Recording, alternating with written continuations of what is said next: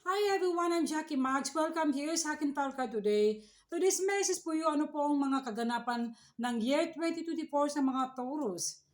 Ito, January reading lamang po ito, hindi po lahat makaresonate at be reminded po, pawang gabay lamang po ito na sa taas ang ating pagtiwala sa ating Panginoon at magandang araw po sa inyong lahat. Okay? Unahan natin yung Energy Oracle card para sa mga Taurus ng year 2024 po. Okay, ito po, number 13. Number 19 pala, sorry. Rest and rejuvenation. Kailangan mo kasi mag-relax. Sobra kayo magkayod, sobra kayong stress, nagkaroon ng hardworking, kailangan mo mag-relax at learn to rest but not to quit. Rejuvenating, parang transformation ito. Po dito guys, na physical healing man by the spirit.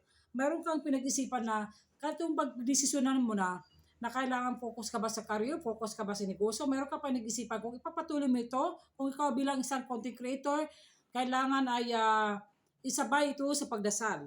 At learn to rest, but not to quit. Hindi yung mag-quit ka na lang dahil ayaw mo na.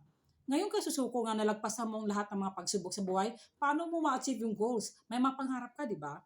Tingnan natin sa tarot card po. Ano po mamensahe sa mga Taurus? The Ace of Fire, the Ace of Wands, for new beginnings, for taking action. Huwag kang susuko, huwag kang mag-alilangan sa anumang desisyon mo. Ipagpatuloy mo. Maraming opportunity na darating sa iyo. Be creative and take action. Kayang-kaya mo yan. Isabay ito sa pagdasal.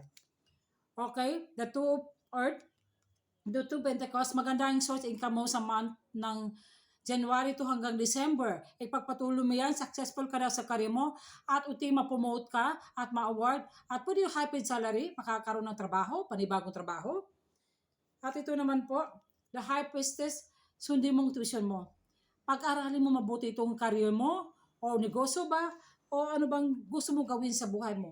Huwag ka na mawala ng pag-asa. Tingnan natin yung sa Oracle card po. Ito po. Improving your health. Some of you, recovery for health, alaga mo kalusugan mo, at uminom ng mga food supplement, at healthy foods diet, i-consult sa doktor. At sana ay some of you sa mga Taurus ay huwag nyo hayaan yung mga karamdaman nyo. Kailangan alagaan ang kalusugan nyo.